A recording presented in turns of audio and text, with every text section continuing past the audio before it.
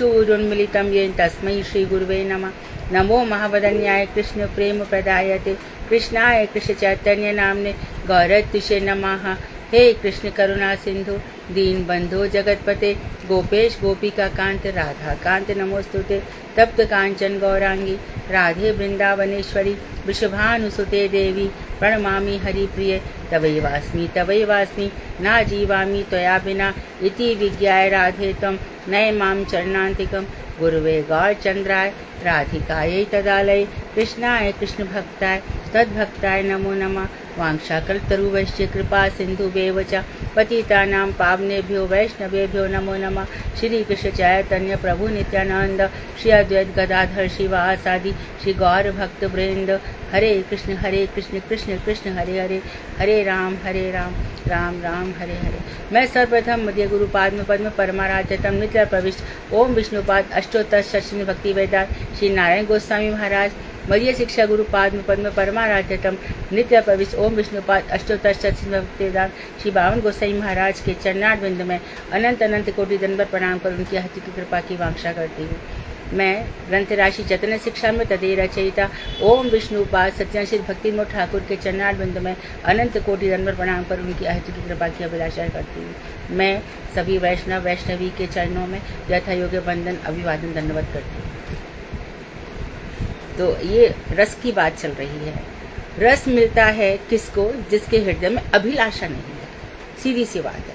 जिसके मन में कोई कामना रह गई, कोई वांछा रह गई, किसी प्रकार की कोई भी प्रकार का कोई पुरानी जीवन में कुछ घटनाएं घटित हो गई, उनकी माइंड में रील चल रही है, या भविष्य के जिसने सपने बना रखे हैं, या ये उनके मन में रस तो नहीं आ सकता, बिल्कुल भी नहीं आ सकता। रस की अपनी एक शर्त है जिसमें हृदय बिल्कुल खाली होना चाहिए, उसमें बस प्रेम होना चाहिए, वो भी भगवान श्री कृष्ण और राधा जी के चरणों में। तो ये रस चलता है। देखो कल हम बात कर रहे थे ना, तो एक का फोन आया कि ये आत्मचोरी उनको थोड़ा समझ में नहीं आ रहा था, और ये समझ में नहीं आ रहा था कि हम उपास्य तत्व जो हमारा है, हमने क्लास में हमसे ने पूछा भी था उपास्य तत्व। देखो उपास्य तत्व होते होते क्या हो जाता है, देखो हमारा उपास्य तत्व क्लियर नहीं है। हम वृंदावन चले गए और वृंदावन में पता चला कि अरे यहाँ पे तो बहुत राधे राधे भी होती है, ठीक है। तो अब राधा जी का फिर तुरंत हमने अपना गौड़ीय गीति गुच्छ खोला, जो हमारे ब्रह्मा जी के यहाँ से संप्रदाय चला आ रहा है। उसमें लिखा गया है कि यदि राधा के बिना भजन किया तो भजन व्यर्थ चला गया, राधा के बिना हम भजन को मानते नहीं है। तो हम यदि हमारा भजन सुकृति प्रबल है तो हम स्थिर हो गए, नहीं हमारे उपास्य तो राधा कृष्ण। फिर हम चले गए, अरे वहाँ तो ऐसा ऐसा होता है, अरे फिर हम आप ऐसा हमने सुना है, लेकिन हमारे यहाँ बताया गया है, श्रीमन महाप्रभु ने कहा शची माता से, माँ तुम्हें एकादशी करनी होगी। तो जो भगवान आकर के बोल के गए कि एकादशी है, और अब लोग कहते कि जगन्नाथ मंदिर में एकादशी उल्टी लड़की मतलब कोई उल्टी थोड़ी, कोई तस्वीर थोड़ी है, या कुछ वहाँ पर उल्टा कर जैसा थोड़ी कुछ है। तो महाप्रभु श्रीमन महाप्रभु ने क्या किया कि उनको प्रसाद दे दिया। महाप्रभु ने खूब प्रसाद की महिमा बताई कि भगवान की महिमा अपरंपार है। तो जो लोग बोलते, जो एकादशी नहीं करते ना, अरे हम तो सारे दिन राधा जी का प्रसाद खाते हैं, बार बार खाते हैं। हम किसका प्रसाद खाते हैं? हम प्रसाद के साथ साथ शास्त्रों के नियमों का पालन भी करते हैं।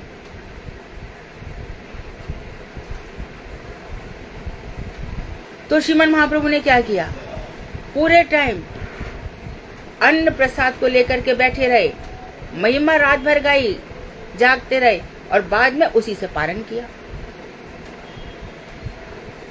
तो ये जो भजन करते करते हमारी निष्ठाएं बदल जाती हैं ना, इससे हम कैसी स्थिति हो जाती है, ना घर के ना घाट के ना इधर के। तो भजन करने वाले को गंभीर होना चाहिए, अपने मंत्र को।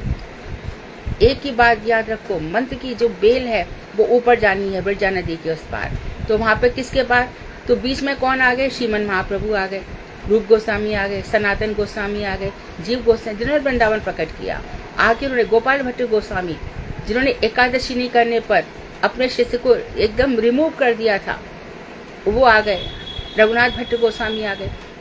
इनको याद रखो, यही छह गोसाई करे चरण वंदन, जहाँ है ते विघ्न नाश अविष्ट पूर्ण। ते परंपरा को रखोगे तो भजन सही चलेगा, नहीं तो भटक लोगे। भटकने में जरा भी देर नहीं लगती है। तो ये जो भक्तिविनोद ठाकुर असुरों की बात कर रहे हैं ना, ये इसीलिए कर रहे हैं।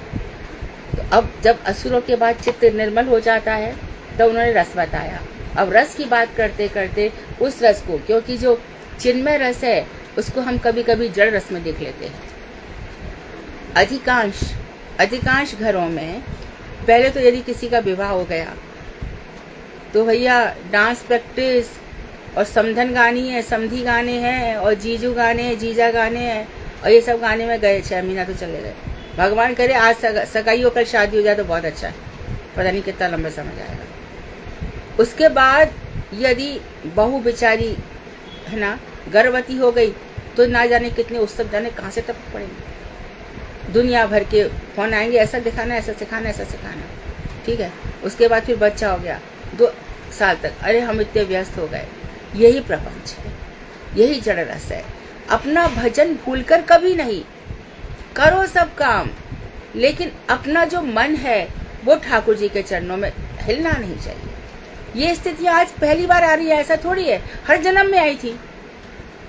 जितनी बार जन्म हुए और जिस जिस रूप में आए हम, हिंसक पशु भी बने होंगे, सुअर कुत्ता भी बने होंगे, पेड़ पौधे भी बने होंगे, ये स्थितियां जरूर आती रही होंगी, लेकिन हमें अपने मन को एकदम सुदृढ़ रखना है हर स्थिति में। तो क्या करें, घर में बच्चे तो काम बढ़ जाता है, ये सब बढ़ जाता है, कुछ नहीं बढ़ता। भजन के लिए समय रखना है। आज भजन मुझे 4 घंटे में सो रही थी या 5 घंटे, तो मैं 3 घंटे सोऊंगा, 3 घंटे सोऊंगी। भजन का समय मैं किसी के साथ एडजस्ट नहीं करूंगा। यही बन गए तो फिर श्रीमन महाप्रभु कह रहे कि तुम ही उपदेष्टा हो, तुम ही गुरु हो, तुम ही आचार्य हो। महाप्रभु ने चैतन्य चरितामृत में यही कहा है, जार देखे तार कहे, जिसको देखो उसको उपदेश दो।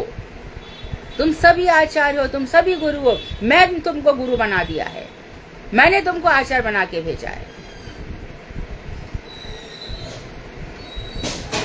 अब जड़ रस की बात देखो। साधारण अलंकारियों ने भी एक प्रकार के रस का उल्लेख किया है, यानी कि ये हम जो फिगर्स ऑफ स्पीच पढ़ते हैं ना, अनुप्रास अलंकार, सबको याद होगा, सबको अनुप्रास अलंकार की परिभाषा बोलो, जहाँ पे एक ही वर्ण की बार बार आवृत्ति हो। तरिणी तनुजा तर तमाल तरुबर बहु छाए, चारु चंद्र की चंचल किरण चाचा, ये सब जड़ रस है, अनुप्रास अलंकार। फिर कहते कि भैया रूपक अलंकार, रूपक अलंकार में कुछ काम है भाई। रूपक अलंकार में चरण कमल बंदो हरिराई, चरण रूपी कमल। उत्प्रेक्षा अलंकार, कभी हम किसी चीज की कल्पना कर लेते हैं। हाइपरबोले अतिशयोक्ति अलंकार, जब द्रौपदी का चिरहरण हुआ तब एक अलंकार फेमस हो गया ना, सारी बिच नारी है कि नारी बिच सारी है, सारी ही की नारी है कि नारी बिच सारी है। तो इस तरह से अलंकार शास्त्र हमारे यहाँ रहे। साहित्य दर्पण, काव्य प्रकाश, रस गंगाधर और रसार्णव ये थे। लेकिन रूप गोस्वामी ने जो लिखा अलंकार वो कौन से रहे? उज्ज्वल नीलमणि, भक्ति रसामृत सिंधु, उनमें कुछ कुछ वर्णन किया। और अलंकार कौस्तुभ विशेष रूप से। भरत मुनि ने नाट्य शास्त्र लिखा। तो आपको याद आ रही होगी ये बात कि जब महाप्रभु रथ निकाला करते थे तब उन्होंने जो साहित्य दर्पण का श्लोक है, साएवी क्षपा, ये वही रात्रियां हैं, और सारेवा ही रोदसी, यही वृंदावन का तट है, नदी का किनारा है, यही सब वृक्ष के नीचे हैं। लेकिन जहाँ तुम पहले मिले थे, जहाँ हम तुम्हारा पहले मिलन हुआ था, तो जो रस उसमें था आज वो रस नहीं है। क्यों? क्योंकि आज तुम द्वारका में हो, यहाँ वृंदावन नहीं है, और तुम राज मुकुट पहने हो, वो मोर मुकुट भी नहीं है, और यहाँ पे यमुना नदी भी नहीं है। तो इस तरह से तो ये था। तो लेकिन इसी के आधार पर रूप गोस्वामी ने बड़ा ही सुंदर ये श्लोक लिख कर दिया, जिसका श्रीमन महाप्रभु स्मरण कर रहे थे, और स्वरूप दामोदर ने उसको उठा के रख दिया। तो श्रीमन महाप्रभु ने कहा, रूप तू मेरे मन की बात कैसे पहचान गया? तो जड़ रस है। जड़ रस में बहुत सारे अलंकार हैं, जड़ रस में भी बहुत प्रकार के 64 प्रकार के आलिंगन है, कितने ही 12 प्रकार के चुंबन है। ये सब जड़ रस है। ये बड़ा खतरनाक है, बल्कि तो है, पठनीय भी नहीं है। लेकिन जब तक इसको नहीं समझेंगे, ऊपर के जगत को हमें थोड़ा समझना होगा। अब सपोज कोई विवाह नहीं करता और ये एकदम उसको मालूम ही नहीं है कि ये सब, क्या उसको रस की अनुभूति नहीं होगी? होगी, जरूर होगी, क्योंकि उसका वास केले कुंज में है, भगवान राधा कृष्ण। तो अच्छा, तो ये रस क्या है? ये बहुत ही सुंदर उज्जवल रस है, जिसमें रोम रोम प्रसन्न हो जाता है, रोम रोम आनंद में होता है, क्योंकि प्राण प्यारे बात बात में हंसते हैं, किशोरी जी बात बात में रूठ जाती है, वहां आनंद ही आनंद चलता है। तो इसलिए पहले यहाँ पे जड़ रस बता दे रहे हैं। यह रस जड़ रस है, जिस रस का उल्लेख किया जा रहा है साधारण अलंकार शास्त्रों में। जीव जड़बद्ध होने पर लिंग शरीर या सूक्ष्म शरीर से आवृत हो जाता है। जीव जब इस जड़ जगत में आ जाता है तो लिंग शरीर, ये जो हमारा स्थूल शरीर है, सूक्ष्म शरीर, ये हमारे स्वरूप को ढक लेते हैं। लिंग शरीर में चित्त, अहंकार, बुद्धि और मन, ये 4 तत्व हैं। ये जो 4 अंतःकरण है, मन, बुद्धि, चित्त, अहंकार, और जो आत्म तत्व से पृथक जड़ तत्व के ही प्रकार भेद है। इनसे आत्मा से कोई लेना देना नहीं है। तो आत्मा को किस किसने ढक रखा है? पहले सूक्ष्म शरीर ने। सूक्ष्म शरीर ही कितनी सारी कल्पनाएं करता रहता है, मन यहाँ वहाँ भटकता ही रहता है। बुद्धि भी यहाँ वहाँ चंचल है, बहुत चंचल है। चंचल ही मनः कृष्ण प्रमाथि बलबद्ध दृढ़म, बड़ा यंत्रणा देने वाला ये मन। हमारा मन मानता ही नहीं है। तो जो मन है, ये एक माइंड है, ये इमेजिनेशन है। और मन किसका स्थिर हो जाता है? जो सिद्धांत में स्थिर हो गया। यथा आत्मा दृढ़ निश्चय, जिसकी व्यवसायित्मा का बुद्धि है, जहाँ बुद्धि व्यभिचारिणी नहीं है, यहाँ वहाँ घूमती रहती है इधर उधर। जिसने निश्चय कर लिया कि मेरे जीवन का सार है राधा कृष्ण के चरणों की प्राप्ति, उनके प्रेम की प्राप्ति। तो ये मन 4 तत्व हैं, जो आत्मा से एकदम पृथक जड़ तत्व के ही अंग भेद हैं। तो मानो हमारा मन क्या है? मन 11वीं इंद्रिय है, ना तो ज्ञानेंद्रिय ना कर्मेंद्रिय, बल्कि दोनों। मैं आपसे आप मेरी बात सुन रहे हो, ठीक है, लेकिन आपका मन यहाँ पर नहीं है, आप फिजिकली प्रेजेंट हो, तो आप मेरी बात नहीं सुन रहे हो, क्योंकि मन कहीं और चला गया। इसी प्रकार से मैंने बहुत सी बातें आपको समझाई, बुद्धि में प्रवेश ही नहीं हुई, क्या बोल गए, पता नहीं क्या लिखा, हमें समझ में ही नहीं आता। इसी प्रकार से चित्त है, चित्त भी यहाँ वहाँ भागता रहता है। और अहंकार, कौन सा अहंकार? मैं इसका पिता हूँ, मैं माता हूँ, मेरा अभी ये समय है, ये समय, वो समय, यहाँ करना है, वहाँ करना है, ये सब जो है, ये सब भ्रमित करना, सब भ्रमित अवस्थाएं हैं। भगवान के पास जो आत्म तत्व है, तब वो गीता आती है, तब आत्मा का तत्व पता चलता है कि मैं कौन हूँ, भगवान का अंश हूँ, यही मेरा स्वरूप है। अब हमारे स्वरूप की गड़बड़ नहीं होगी, हम उनके ही अंश हैं। उनको भूल जा रहे हैं, इसीलिए मुसीबत आ रही है सारी। उनको याद रखो तो वो खुद आकर के सामने खड़े होते हैं, स्वयं पूछते हैं। अभी तुम लोगों में से कितने लोगों ने सुना होगा, हम ईसा मसीह की बात कर रहे थे। ईसा मसीह जो बाइबल है, कोई भी उठा के पढ़े, उसमें साकार रूप ही है। उसका फर्स्ट भाग यहूदियों का है। अच्छा, इब्राहिम को भगवान की अनुभूति हुई, इब्राहिम ने देखा कोई आ रहा है, और वो खुद बाइबल में लिख रहे हैं कि कोई मनुष्य के जैसा था, मैंने उसको झुका, प्रणाम किया। ऐसे नूर, जो मुस्लिम नूर है, उनसे पूछा गया तुम्हें क्या अनुभूति हो रही है? देखो, भगवान की प्रार्थना तो हर कोई करता है, प्रकार अलग अलग है। और जैसे कि पक्षी में कोए की अपनी उड़ान है, चिड़िया की अपनी उड़ान है, हंस की अपनी उड़ान है, गरुड़ की अपनी उड़ान है, इसी प्रकार से भक्ति मार्ग में भी है। तो हम यदि किसी के प्रति आसक्त हो गए तो वो जितनी भक्ति करेगा हमारी भी उतनी ही रह जाएगी, हम आगे बढ़ ही नहीं पाएंगे। मानो हम में से किसी ने देख लिया, हर मंदिर में जाकर के ये दीपक जलाते हैं, तो हमको बस वो चीज इतनी इम्प्रेस कर गई, हम भी जाएंगे हर जगह मंदिर खोल के वो दीपक की आरती। लेकिन हमारे पीछे गुरुदेव है, सन्यासी हैं, वो उस स्थान की लीलाओं के चिंतन में डूब जाएंगे। ये भातरौल है, ये वही स्थान है यज्ञ पत्नियों वाला। आहा, यहाँ पे यज्ञ पत्नी आ गई। जैसे श्रीमन भगवान श्री कृष्ण ने रास में गोपियों से कहा था तुम्हारा स्वागत है, मैं क्या करूं, और फिर कहा कि देखो ये घनघोर जंगल है, लौट जाओ। उसी प्रकार से उन्होंने यज्ञ पत्नियों से भी कहा, देखो मैंने प्रसाद ले लिया है और तुम अब यहाँ से लौट जाओ। उन्होंने कहा हम लौट जाएंगे तो पति घर पे ही नहीं रखेंगे। लेकिन नहीं, तुम मेरे पास आए हो सबको छोड़ करके, मेरा सम्मान तुमने किया है, तुम्हें दुगना चौगना सारा जगत सम्मान करेगा। आज नहीं, कालांतर में भी तुम्हारा सम्मान किया जाएगा, क्योंकि तुमने जगत वंदनीय सर्वाराध्य मेरी शरण ली है।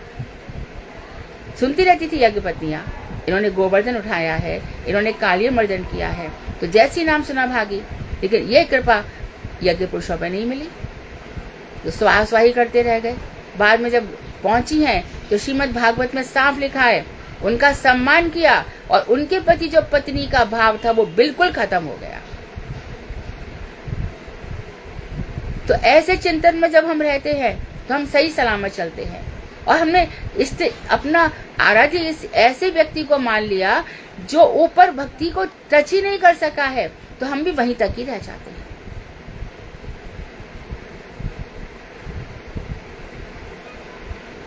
बहुत ऊपर तक पहुंचना है तो बहुत ऊपर के गुरुओं को, फिर वही बात, हमारे 6 गोसाइयों ने कैसा जीवन जिया।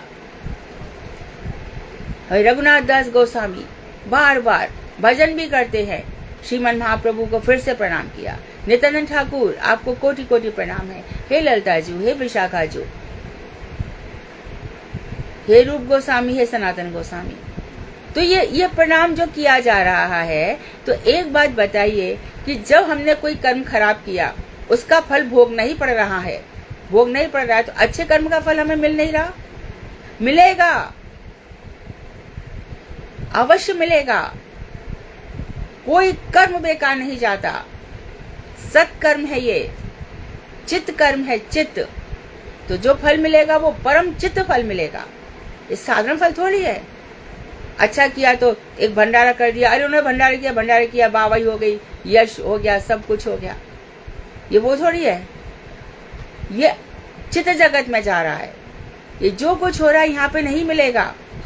यहाँ का यश, यहाँ की प्रतिष्ठा, यहाँ का अर्थ, धन सब व्यर्थ है। ये सब मिलेगा लेकिन किसी काम का नहीं है। तो जो अब हो रहा है उसका भी, तो हर कर्म का फल है। शुभ अशुभ, भगवान ने कहा है, शुभ अशुभ परित्यागी भक्ति मान्या सो में प्रिया। शुभ और अशुभ दोनों का जो त्याग कर देता है, भक्ति गुण से युक्त है, वह मुझे प्रिय है। तो मेरा भक्त पाप और पुण्य के चक्कर में नहीं पड़ता। पाप और पुण्य से जो अतीत सत्कर्म है, भगवान का चिंतन है, तो उसका फल मिलेगा। तो भगवान ने जब अर्जुन से कहा तो उसने क्या कहा कि हाँ भैया, मेरे सब वो नष्ट हो गए, सब कुछ हो गया, तो मेरे अंदर चित्त भाव जाग गया है। अब तो मुझे चित्त भगवान की ही बातें अच्छी लगती है, यही तो फल है। उनकी कथाएं अच्छी लगती हैं, यही तो फल है। संसार छूट गया, लाख लाख कर्म करके नहीं छूटेगा, बड़े बड़े यज्ञ करके नहीं छूटेगा, ये छूट रहा है, यही तो फल है। और हम समझ नहीं पाते कि हमारी कितनी सदगति होने जा रही है, हम कौन से रस में प्रतिष्ठित हो रहे हैं। बस यही हमारी भूलें हैं।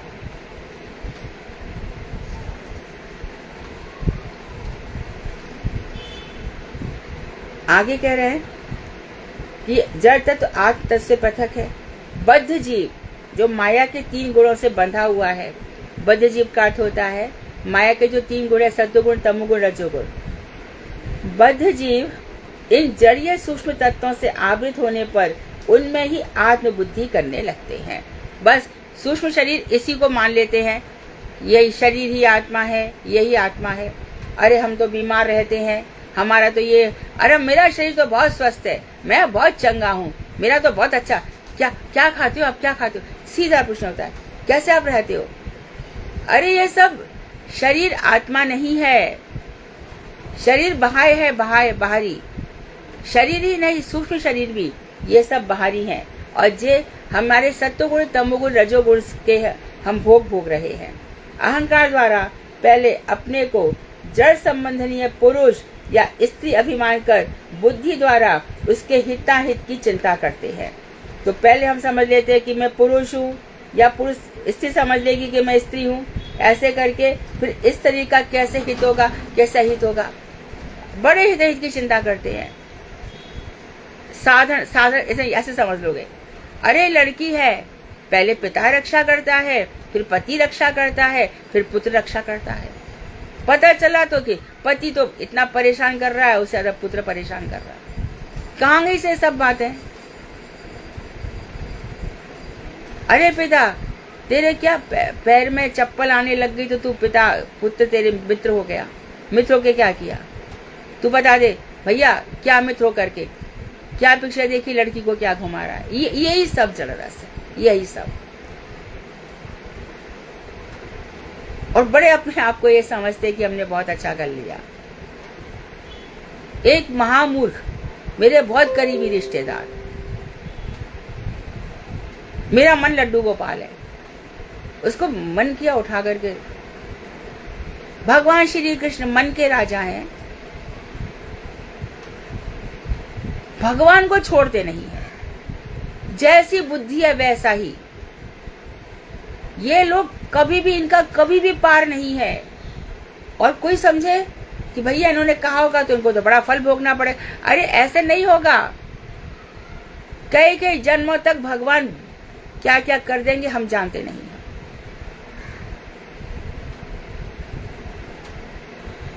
इससे जड़ जगत की बातें सुननी भी नहीं है। और जड़ जगत में जितने उदाहरण दिए जाते हैं वो भक्ति मार्ग के नहीं है। भक्ति मार्ग में हम देखेंगे पांडवों ने कैसे जीवन जिया।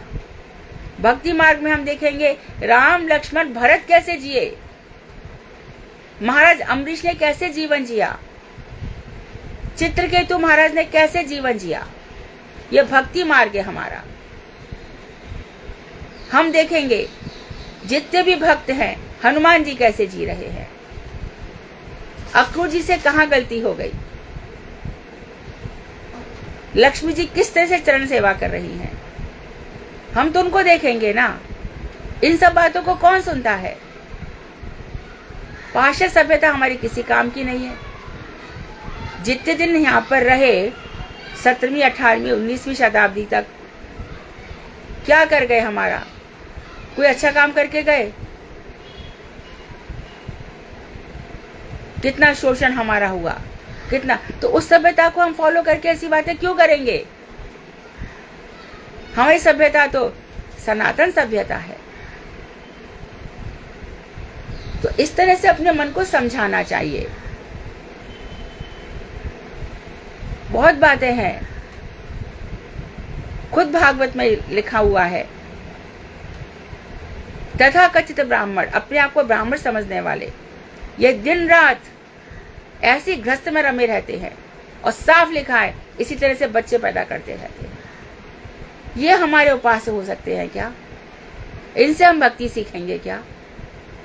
भक्ति सीखना है तो श्रीमन महाप्रभु के चरणों में जाना होगा।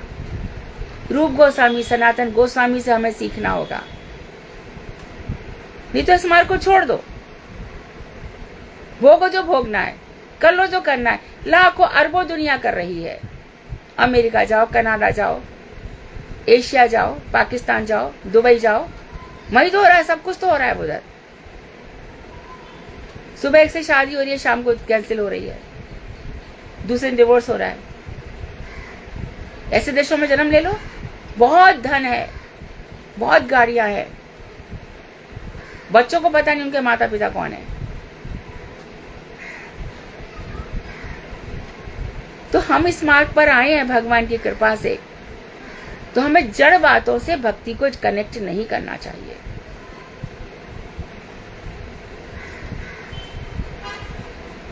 बिल्कुल गर्व मत करो, मेरा बेटा मेरी बेटी, गिर जाएंगे, पतन हो जाएगा।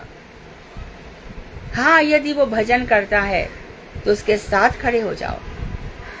आज मेरा पुत्र कह रहा है कि मैं भजन करूंगा, हाँ करना, कर। मेरी पुत्री कह रही है मैं भजन करना चाहती हूँ, कर बेटी, जरूर कर, तेरा जीवन सफल हो जाएगा। मेरे घर में एक शुद्ध आत्मा आई, वैष्णव आत्मा आई है। इस तरह से होना चाहिए। तो पुरुष ना ये समझे कि मैं पुरुष हूँ, ना स्त्री ये समझे कि स्त्री हूँ। कोई स्त्री अपने आप को स्त्री ना समझे, ये भक्त मार्ग कहता ही नहीं है। जानवा देवी, हेमलता ठाकुरानी, मीराबाई, ये स्त्रियां थी कि नहीं थी? किसी पुरुष से कम थी? अब वो पुरुष भी किस काम का है? पुरुष होते हुए भी भजन नहीं कर रहा, तो पुरुष होके तो क्या कर रहा है भैया? तो इसमें स्त्री और पुरुष नहीं होता है। तो भगवान श्री कृष्ण का आदेश है ये, तो ऐसे कभी अभिमान ना करें। और हित अहित की चिंता करते रहते जल संबंध के लोग, और चित्त द्वारा सुख दुख की भावना करते हैं। चित्त में बस मन खुश है तो हम बहुत सुखी हैं, मन दुखी है। एक स्थिति है, मानो एक व्यक्ति कोई केस लड़ने गया, एक दिन जीतेगा एक दिन हारेगा, स्थिति वही है, मन वही है, तो वो समझ रहा है। लेकिन सुखों की लेयर में दुख छुपे हैं, दुखों की लेयर में सुख छुपे हैं संसार में। चक्रवत परिवर्तन थे, सुखानी चा दुखानी चा। सुख और दुख चक्र के समान आते और जाते रहते हैं। साधक इनसे प्रभावित नहीं होता। पांडवों को क्या फर्क पड़ गया? विदुर जी को क्या फर्क पड़ गया? मूर्ख दुर्योधन ने क्या कहा? निकाल दो इनको घर से। विदुर नीति सुनी नहीं ना उसने, धृतराष्ट्र को सुनाई थी, जो कुछ नहीं सुना उन्होंने। विदुर जी निकल गए, महाभारत के समय थे ही नहीं वो। और बाद में जब घर पर आए, उसी धृतराष्ट्र को उन्होंने डांटा कितनी बुरी तरह से, कि जिनको मारना चाहता था। कुत्ता शब्द लिखा है भागवत में, देखो, कुत्ते की तरह उनका ही खा रहा है। तो जड़ रस, ये सब जड़ रस की बातें हैं। तो इसमें सुख और दुख की भावना करते हैं। मन द्वारा विषय का ज्ञान प्राप्त करके, विषयों का, सांसारिक विषयों का ज्ञान प्राप्त करके विषयों का ध्यान करते हैं। और चित्त में सुख दुख की भावना करते हैं। चित्त बता दिया, मन बता दिया। जीव बद्ध होने पर क्या इन चारों तत्वों को नए रूप में संग्रह कर सकता है? बद्ध जीव को ये सब चीजें भक्ति मार्ग में जब आएगा तो नए रूप में इनको, यानी कि चारों को भगवान में टर्न करना है। क्या वो कर पाएगा? बद्ध जीव के लिए बहुत मुश्किल है। अथवा इन तत्वों का शुद्ध बीज उसमें पहले से विद्यमान रहता है। सब कुछ पहले से विद्यमान है, माया ने हमें घेर लिया है। और हमने जब समझ लिया ये माया कृष्ण की है, तो हम क्या कहेंगे? भाई कृष्ण, अपनी माया को हटा लो, हम तुम्हारे पास आए हैं, क्यों माया हमारे सिर पर डाल दी है?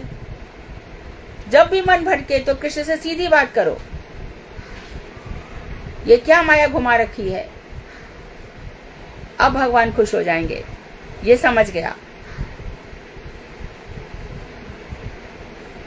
तो उत्तर दे रहे हैं, ये सब नवीन तत्व नहीं है। जब से मनुष्य तू उत्पन्न हुआ है, आत्मा, प्राण, इंद्रिय, सूक्ष्म बुद्धि, सूक्ष्म शरीर, स्थूल शरीर, ये तेरे शरीर में पहले से ही घुसा के रखे हैं। बृहदारण्यक उपनिषद पढ़ो।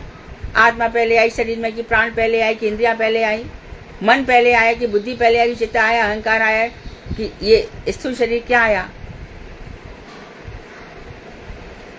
तब कपिल देव देवभूति को समझाते हैं, काल, कर्म, प्रकृति, निर्णय, ये आत्मा हमेशा से जन्म लेती रही है। कोई आत्मा जो महान थी वो श्रीमन महाप्रभु के समय आ गई, कुछ आत्माएं महान थी भगवान श्री कृष्ण के, राम के समय में आ गई, कुछ आत्माएं आज भी भटक रही हैं, और कुछ नहीं तो आत्मघाती है। स्थूल शरीर से और सूक्ष्म शरीर से इतने सारी कामनाएं पाल रखी हैं, तो कितने जो मॉडलिंग करते हैं वो सुसाइड करते हैं, शरीर के बल पे जीते हैं ना। अब मॉडलिंग करेंगे तो चलो, एक उनकी कोई भी उनका चल गया, एक विज्ञापन उनका चल पड़ा, दूसरा विज्ञापन नहीं मिला, अब उनको विज्ञापन करने वाले को जहाँ वहाँ तो उसको गाड़ी से भी जाना पड़ेगा, हर रोज नए कपड़े भी पहनने पड़ेंगे और बॉडीगार्ड भी, सिक्योरिटी भी रखनी पड़ेगी। अब उसका दूसरा आया ही नहीं तो अब क्या करेगा? स्थूल शरीर बेस पर जी रहा है ना। सबका यही हाल है। फिर हम लड़खड़ा जाते हैं, बुद्धि भ्रष्ट हो जाती है, जी नहीं पाते। जी कौन रहा है? मारे राखे जो भी करे, हम कृष्ण के हैं। मान मिल रहा है वो ही जाने, हम क्या जानते हैं मान क्या होता है। अपमान हो रहा है वो ही जाने, उनका ही है सब। जब ऐसे पूर्ण रूप से हम जब भगवान के हो जाते हैं तभी तो जीवन सही है। तब ये कौन सोचता है कि हम आत्महत्या ये सब, क्योंकि आत्मा तो कभी मरती ही नहीं है। सबसे बड़ा पापी भी उसी को बताया गया। जहां तक कि लॉ में भी आत्महत्या का जो प्रयास करता है उसको जेल हो जाती है, क्योंकि मनु संहिता में भी उसको अपराध बताया गया। तो इस तरह से ये नवीन तत्व नहीं है। चित्त स्वरूप जीव के शुद्ध स्वरूप में मैं अमुक नाम रूप गुण वाला भगवान का दास हूँ, ऐसा एक शुद्ध अभिमान था। तो अभिमान क्या है कि मैं अमुक नाम रूप, मानो अक्सर करके हमारे यहाँ दास लगा देते हैं सब, नेताई दास है ना, गौरांग दास, गौर दास ऐसे करके नाम रखते हैं, या ललिता दासी ऐसे करके नाम रखते हैं। तो मैं अमुक रूप और गुण वाला, ये हमारा शुद्ध परिचय है। मैं भगवान का दास हूँ, ऐसे एक शुद्ध अभिमान था। वह अभिमान जीव के चित्तगत शुद्ध अहंकार रूप चित्त स्वरूप को आश्रय करके विद्यमान था। जब जीव को ये मालूम था जिस समय कि मैं चित्तगत भगवान श्री कृष्ण का अंश हूँ, तो उसका ये सब कुछ ठीक ठाक था, उसके अंदर था। चित्त स्वरूप का आश्रय कर हित अहित समझने वाली एवं आनंद की उपलब्धि करने वाली, अब अहंकार के बाद आ गया बुद्धि। शुद्ध बुद्धि भी थी जो हमें समझती थी कि क्या हमारा हित है क्या अहित है। सुमति कुमति सबके उड़ रहे हैं। अच्छी बुद्धि बुरी बुद्धि सबके हृदय में रहती है। ऐसा नहीं है कि हमेशा हमेशा अच्छे विचार रहेंगे। ये भगवान ने बनाया ही है संसार ऐसा, लेकिन हम अपना हित किस में है तो बुरी बुद्धि को तुरंत निकाल देते हैं। आती सबके हृदय में है, क्यों नहीं आएंगी? जड़ जगत है, यहाँ पहले से वो बैठी हुई है, हमने बनाई ऐसा नहीं है। ये चारों तरफ हमारे पहले से सब असुर बैठे हुए हैं। हमारी बुद्धि को कौन खींचता है ये हमारे ऊपर निर्भर करता है। अर्थ लामपटे ने खींच लिया, या स्त्री पुरुष लामपटे ने खींच लिया, लोभ ने खींच लिया, मोह ने खींच लिया, ये फिर हम यहाँ पर खड़े हैं, चारों तरफ घूम रहे हैं ये। तो मेरा हित किस में है या मेरा अहित किस में है, इसके लिए हमारी ये बुद्धि हो गई। तो अहंकार ने आश्रय लिया। प्रश्न बनाने वाले ध्यान से रह बनाएंगे। अहंकार कैसा था हमारा? बुद्धि भी कैसी थी? हमेशा आनंद में रहती थी, ये शुद्ध बुद्धि थी। अन्य पदार्थ, अन्य जीव और परम पुरुष भगवान को विषय जानकर उनके ज्ञान और ध्यान उपयोगी मन भी था। अन्य पदार्थ भी थे, अन्य जीव भी थे, पर साथ में परम पुरुष भगवान थे। तो हमारे मन ने क्या कर लिया? अन्य पदार्थों का ज्ञान समझ लिया कि कौन हमारे लिए अच्छे हैं, कौन त्याज्य है, कौन नित्य पदार्थ है, कौन अनित्य पदार्थ है। अनित्य पदार्थ क्या है? ये शरीर, ये सूक्ष्म शरीर। नित्य पदार्थ क्या है? हमारी आत्मा। तो भैया जो अनित्य है, ये मन तो इतना चलायमान है, तुर का हम त्याग कर देते हैं। तो हमारे पास आके बैठा, हमें नहीं चाहिए। बहुत बहुत धन्यवाद आपका यहाँ रहने पर। आप निकल जाओ यहाँ से। बुद्धि बहुत चंचल है, बार बार मैं कथा सुनती हूँ, बार बार मन लगा रहती ही नहीं है। ध्यान रखो, कभी भी वैष्णवों के साथ छल मत कर लेना, दूर दूर तक अपमान मत कर लेना। ये हमारे ऊपर ही आते हैं, हमारे शरीर पर ही आते हैं, हमारे सूक्ष्म शरीर पर ही आते हैं।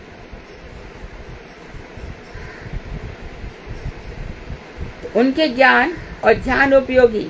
तो मेरा जो मन था वो किसके लिए था? भगवान के ज्ञान के लिए था कि अन्य पदार्थों का मुझे ज्ञान हो और ध्यान उनका ना हो, पदार्थों का ध्यान हो भगवान का। तो मन किसके लिए दिया था? अन्य जीवन पदार्थों के ज्ञान के लिए दिया था। और इसी मन को हमने क्या किया था, भगवान के लिए ध्यान करना था।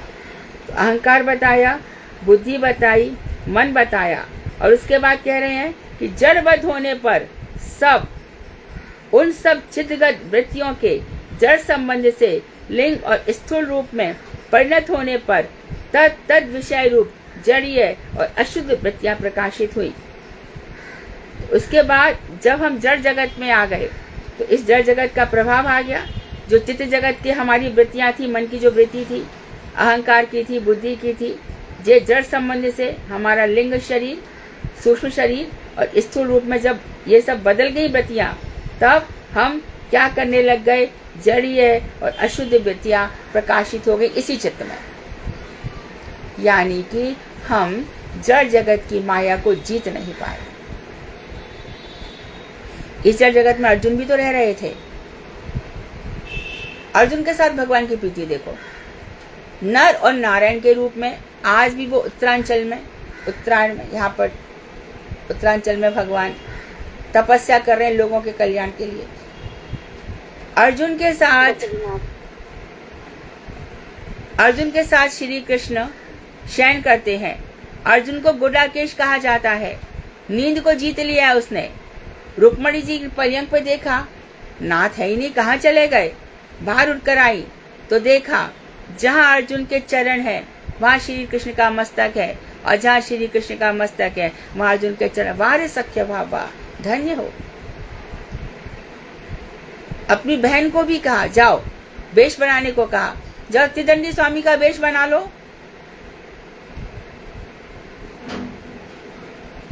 सुभद्रा से विवाह कर लो। बलदेव भैया मना कर रहे हैं, वो चाहते थे कि दुर्योधन से हो जाए। तो जड़ीय अशुद्ध वृत्तियां सब थी, और तद विषय रूप जड़ीय अशुद्ध वृत्तियां प्रकाशित हुई हैं। अब बता रहे कि जो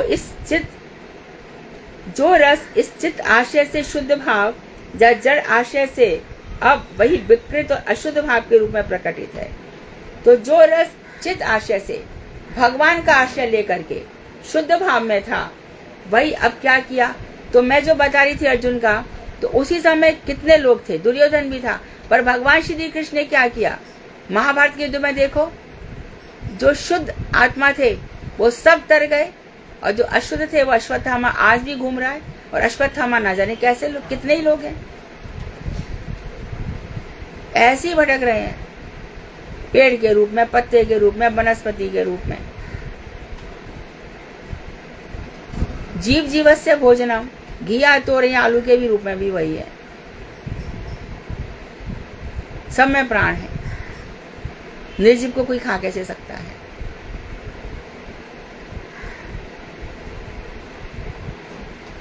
तो ये बिगड़ जाता है जड़ आश्रय से। तो हमेशा चित्त का आश्रय रखो।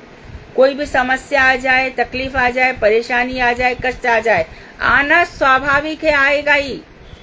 उस समय भगवान का ध्यान करो, और यदि कुछ भी नहीं समझ में आए तो पूरा भगवान पे छोड़ दो, मंगल ही मंगल है। तो जड़ जगत में आके विकृत बिगड़ जाता है, अशुद्ध भाव के रूप में हो जाता है। जड़ अलंकारिक, इसी अशुद्ध भाव को ही भाव कहते हैं। जो जड़ अलंकारिक शास्त्र है वो इस जड़गत भाव को ही भाव कहते हैं। इसी में स्त्री पुरुष का संबंध, कितने फिल्मी गाने बन जाते हैं, और उसमें बस वो फिल्मी गाने ही क्या हो जाते हैं। और आजकल बताऊं, विवाहों का उद्देश्य फिल्मी गाने ही रह गया है। मैं ये गाना गाऊंगी, मैं ये गाने पे नाचूंगी। हम तो देख रहे घर घर में वही हो रहा है। ये फिल्मी गाने शायद नहीं होते तो विवाह की इतना शौक भी नहीं होता। जो विवाह साल 2 साल भी नहीं टिक रहे हैं, ये इन्हीं गानों पर आधारित होकर के चल रही है शादियां। जड़ रस और चित्त रस का भेद, तो जड़ रस हो गया संसार का। रस एक ही वस्तु है, नित्य अवस्था में वह नित्यानंद स्वरूप है। जब हम नित्य अवस्था में तो नित्य आनंद स्वरूप है। आनंद तो वही है ना जो कभी मिटता ही नहीं है। अभी आया और अभी चला गया, वो आनंद थोड़ी कहते हैं। जिसने ये समझ लिया कि मैं अकेला हूं, वो चला जाएगा। कर्ण मर गया ना, कर्ण की पत्नी भानुमति, उसको विवाह कर दिया, कोई कहते हैं अर्जुन के साथ कर दिया, कोई कुछ कहे। क्या किया उसने? कहीं कीट कहीं का रोड़ा, भानुमति ने कुनवा जोड़ा। इसी प्रकार से हो जाता है सब। लेकिन यदि चिद आशय लिया होता तो इस पूरे ब्रह्मांड में, अनंत कोटि ब्रह्मांड में भगवान उसको कहीं घुसने ही नहीं देते, अपने धाम में ले जाते।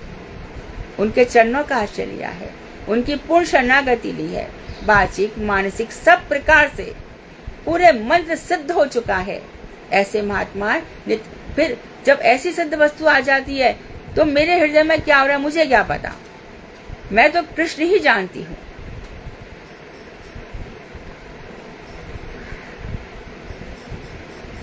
हर धड़कन में वही है, तो ये आनंद होता है। तथा जड़बद्ध अवस्था में वही जड़ानंद स्वरूप या जड़ दुख स्वरूप है। तो वही जो आनंद था, शुद्ध आनंद था, जब हम जड़बद्ध अवस्था में, वो आनंद तिरोहित हो जाता है। आप देखो ना, जब हमारे महाभागवत का तिरोभाव होता है तो हमारे तिरोभाव को कहते रोज चिल्लाओ। उस अवस्था को भी हम आनंद मान रहे कि नहीं मान रहे? आविर्भाव उत्सव से भी ज्यादा तिरोभाव उत्सव क्यों मना रहे हैं? वो मंगल क्षण है जहाँ आविर्भाव के समय हम उनका कोई सेवा कर पाए या नहीं कर पाए, तिरोभाव के समय हम उनके पूरे जीवन को स्मरण करते हैं, कैसे उन्होंने भजन किया था, तो हमारा आनंद उत्सव हो जाता है। तो जब हर वस्तु भगवान से जुड़ जाती है तब आनंद तिरोहित कभी नहीं होता। इसलिए जड़ अलंकारिकों द्वारा, जड़ अलंकारिकों ने जो नाम बताए हैं, जो संबंध बताए हैं, जो व्यवहार प्रक्रिया और फल इत्यादि बताए हैं, वो सब जड़ रस में परिलक्षित होते हैं। वे सभी चित्त रस में शुद्ध रूप में हैं। तो जो जड़ रस में दिखाई दे रहे हैं, वास्तव में पहले वो कैसे थे? चित्त रूप में, शुद्ध रूप में ही थे सब।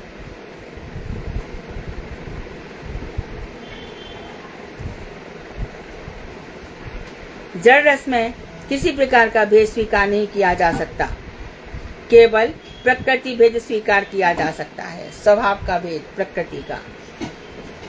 चित्त रस नित्य है, जड़ रस अनित्य है। चित्त रस उपादेय है, यूजफुल है, काम की बात है। जड़ रस है, छोड़ देने योग्य है, त्याग दो। कोई आया, आइए, ठीक है, हाँ, मुस्कुरा अपने, अरे मेरा भजन चल रहा, और फिर परवाह मत करो कि कोई क्या कहेगा, कृष्ण क्या कहेंगे वो सोचो, गुरु वैष्णव क्या कहेंगे। तू सोच रहा था कि भगवान आपका आश्रय लिया है, क्यों मुझे छोड़ करके? देख, मैंने किसी को भेजा तेरी परीक्षा लेने के लिए, देख मैंने ऐसी सिचुएशन तैयार की थी तेरी परीक्षा लेने के लिए, तू तो हार गया परीक्षा में। अब और भजन कर, फिर 2-4 साल बाद फिर परीक्षा लूंगा, फिर देखूंगा कितना भजन तेरा बना है। ये भगवान का और भक्त का चलता है, पूरा प्योरीफाइंग। जिस दिन देखो सुनो, दीक्षा काल करे आत्मसम। जिस समय भक्त की दीक्षा होती है उसी समय भक्त अपने को आत्मसमर्पण कर गुरु के चरणों में भगवान के समान, अपने समान ही बना लेते हैं। हरि को भजे सो हरि को होई। फिर मैंने क्या पाप किए, मैंने क्या पुण्य किए? मैं तो दीक्षा काल मेरा है, दीक्षा ले ली है, दिव्य भजन कर रहा हूँ, चिन्मय भजन कर रही हूँ। मैं तो भगवान महाप्रभु, उनके मुझे क्या पता ये जड़ रस क्या होता है। और इतना सब भजकर भी जड़ जगत में हमारी आसक्ति, तो सोचो हमारी कितनी शोचनीय अवस्था है।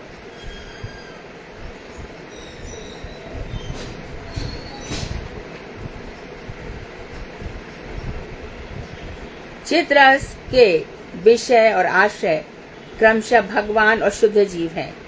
चित्त रस किसका आश्रय लेता है? भगवान का। भागवत क्या है? भगवता इति प्रोक्तम इति श्रीमद् भागवतम। भगवान ने कही है, कभी लक्ष्मी से कहलवाई है, कभी शिव जी से कहलवाई है, कभी ब्रह्मा जी से कहलवाई है, परंपरा चल पड़ी है। और क्या है भागवत में?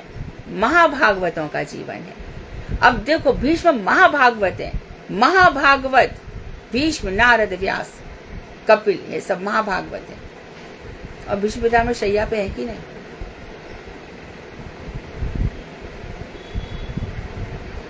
क्या प्रोसेस चल रहा है? दुर्योधन का विषयी का अन्न खाया है मैंने, इसको निकलने दो, मैं शुद्ध होके जाऊंगा। रस रिस रहा है अंग अंग से, रोम रोम से, और बोल क्या रहे हैं? विष्णु सहस्त्रनाम, और भगवान सामने खड़े हैं। तो ऐसे महाभागवतों का चिंतन करना चाहिए। भागवत के प्रथम स्कंद में ही, क्योंकि परीक्षित सामने है, इसे सुखदेव गोस्वामी बोले चल पहले तेरे के दादा की बात ही समझा देता हूँ, तब तेरे को बता देता हूँ कि जब अर्जुन द्वारका से खाली हाथ लौटे, कृष्ण यहाँ से पधार गए थे, तो अर्जुन आकर के क्या बोल रहे हैं बड़े भैया युधिष्ठिर से? बड़े भैया मैं भी वही हूँ, गांडी भी वही हूँ, पर मेरी सब शक्ति चली गई। चल मैं तेरे को बता देता हूँ। तो पहले यही तो बताए। देख तेरे को नारद जी का चरित्र बताता हूँ। नारद महाभागवत है, देख उनको कितने जन्म लेने पड़े, सुन। ऐसे श्रीमद् भागवत की सुनाता नहीं है, और जो सुनाने चले तो वो शुद्ध भागवत का अधिकारी कितने लोग हैं बताओ?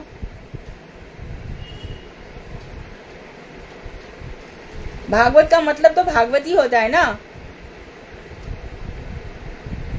ये तो ऐसा करना चाहिए, 7 दिन का उत्सव रखो, गाओ नाचो,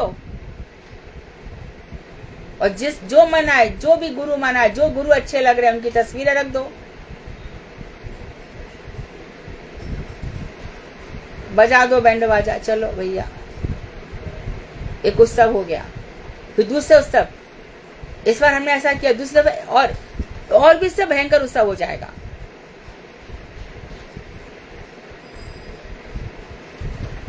हमारे यहाँ पर, चाहे वो सुन भी रहे होंगे तो भी मैं बोल रही हूँ,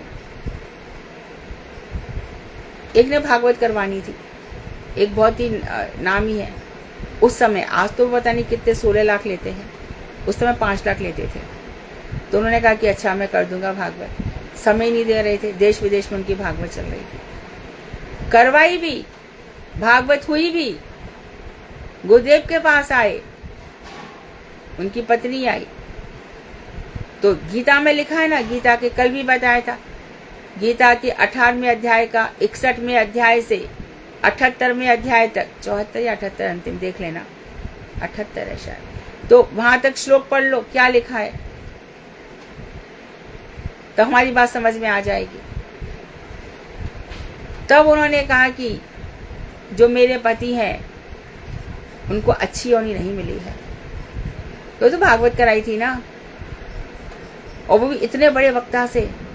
पहले पिता करता था, आजकल का पुत्र करता है। फिर क्या हो गया?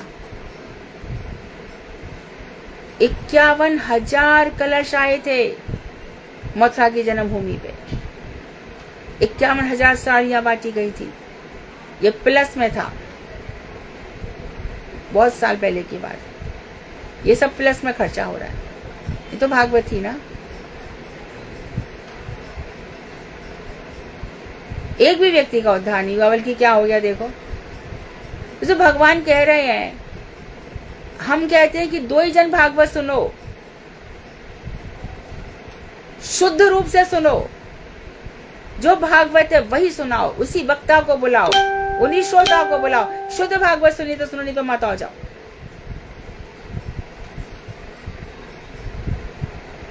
तो गुरुदेव की ऑडियो क्लिप चल रही है, ऐसे वक्ता और श्रोता दोनों नरक में जाएंगे। इसलिए सावधान सावधान सावधान, हम भजन के लिए आए हैं।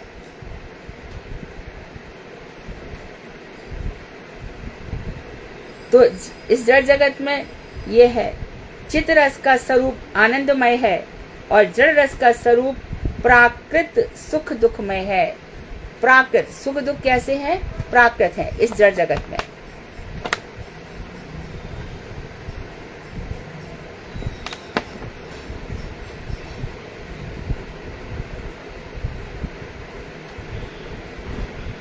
थोड़ा सा और पढ़ती, मुझे पता है समय हो रहा है। रस तत्व के निरूपण में वाक्य की नहीं, थोड़ा सा कठिन है, थोड़ा सा कठिन लक्षण वृत्ति, अभिधा वृत्ति और व्यंजना वृत्ति को थोड़ा समझना होगा, और मैं चाहती हूँ कि आप समझें, तो इसके लिए इसको कल पढ़ेंगे। वांक्षाकल्पतरुभ्यश्च कृपा सिन्धुभ्येव च पतितानां पावनेभ्यो वैष्णवेभ्यो नमो नमः।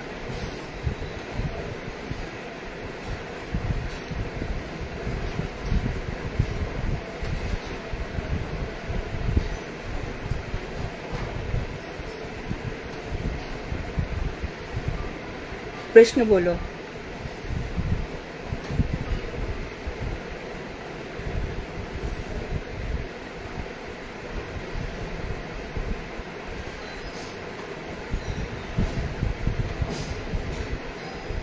हरे कृष्णा दीदी, दंडवत प्रणाम। धन्यवाद जी। दीदी मुझे ये पूछना था, अभी आपने बताया था कि ये भागवत गीता का बताया था या भागवत? श्रीमद् भगवत गीता, भागवत में तो 12 स्कंध है, श्रीमद् भगवत गीता में 18 अध्याय, और मैंने 18वें अध्याय की बात कही। 18वें अध्याय का कौन सा बोल रहे थे? अंतिम 60 के बाद के श्लोक पढ़ना। जी जी ठीक है दीदी। हरे कृष्ण। हरे कृष्ण। हरे कृष्णा दीदी, दंडवत प्रणाम। हाँ धन्यवाद। दीदी आपने बताया था कि रूप गोस्वामी जी ने जो अलंकार दो बताया, भक्ति रसामृत, भक्ति रसामृत सिंधु है, उज्जवल नीलमणि है, उनमें वर्णन है, और अलंकार कौस्तुभ में अलंकारों का वर्णन है। अलंकार कौस्तुभ, उज्जवल नीलमणि में ये सब है, सखी प्रकरण, सखा प्रकरण, और ये जो रस सामग्री आएगी ना, विभाव, अनुभाव, संचारी भाव, वो सब उज्जवल नीलमणि में है। और जो अलंकार है, उत्प्रेक्षा, अनुप्रास, यमक, वक्रोक्ति, अतिशोक्ति, ये सब अलंकार कौस्तुभ में है।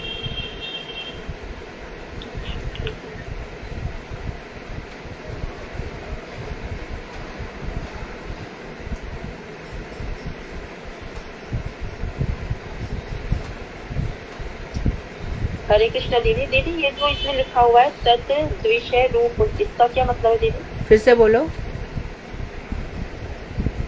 तत् तत् विषय रूप, उस विषय का, सो एंड सो। अच्छा।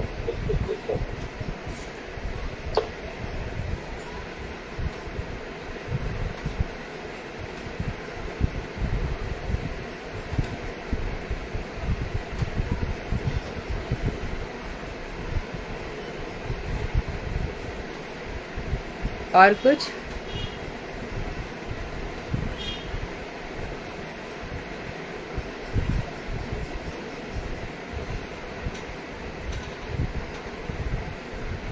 सबको सब समझ में आ रहा है ना, सब एक्सपर्ट हो गए हैं। गुड, कृष्ण की कृपा ही समझनी चाहिए, बहुत अच्छी बात है, भगवान की कृपा है।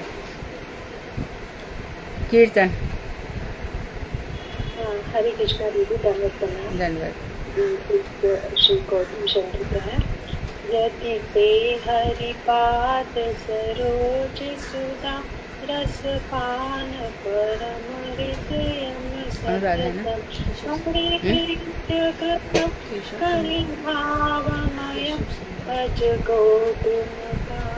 अनुराधा गा रही है ना?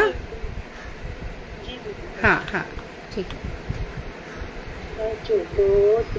कानन कुंज विधु, भज गोद्रुम कानन कुंज विधु, वन यौवन जीवन राजसुख, नहि नित्य मनोषण नाश कर, त्यज ग्राम्य कथा सकलम विफल, भज गोद्रुम कुंज विधु, रमणी जनतांग सुगंज सखी, चरमे बलदम पुरुषार्थ हरम, हरि नाम सुधार समातमति, भज गोद्रुमकान कुंज विधु, जड़ कागर सो नाही कागर सा, कलि पावन घोर रसो रसा, अलमंगल कथा नीलमणि,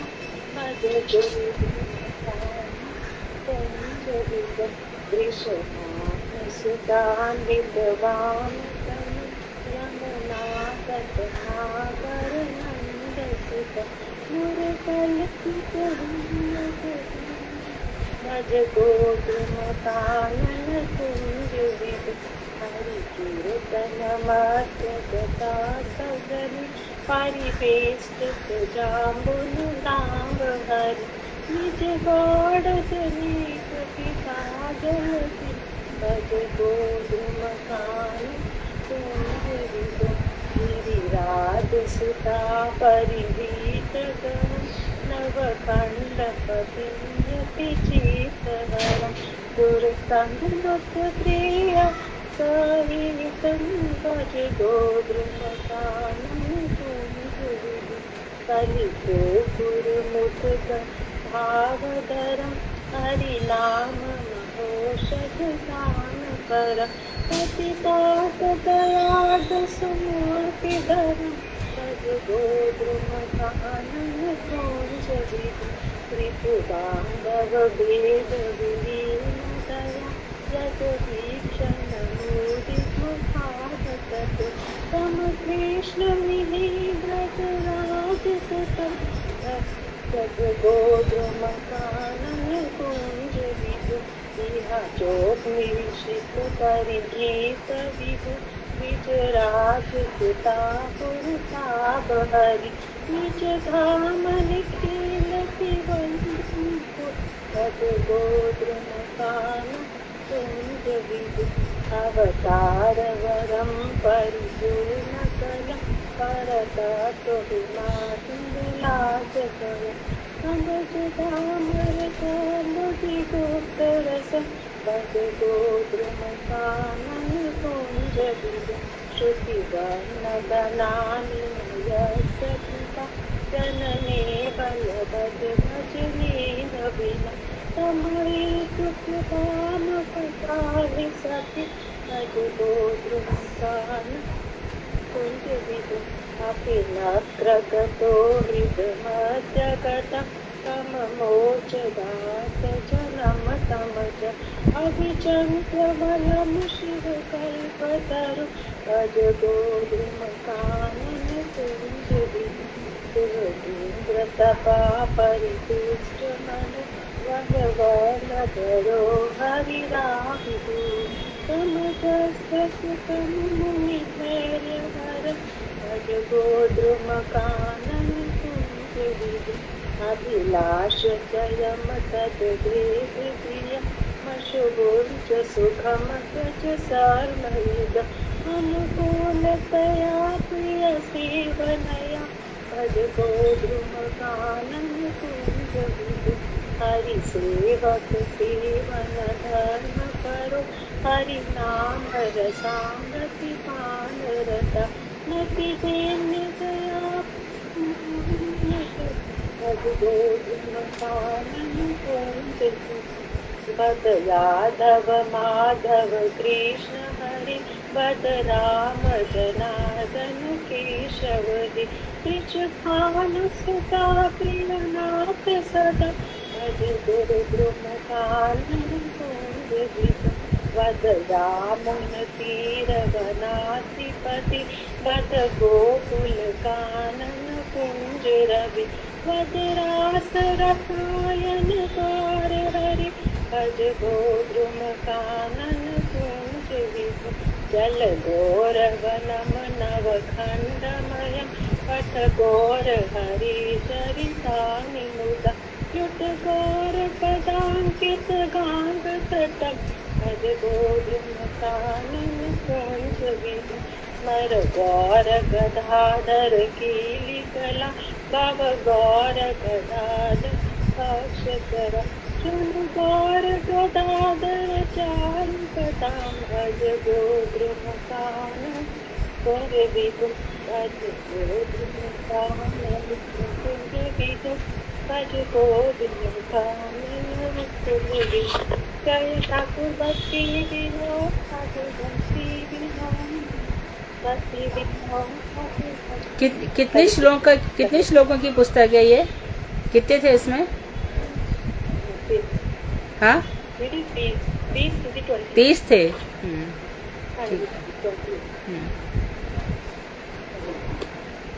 ठीक है, फिर कल मिलते हैं।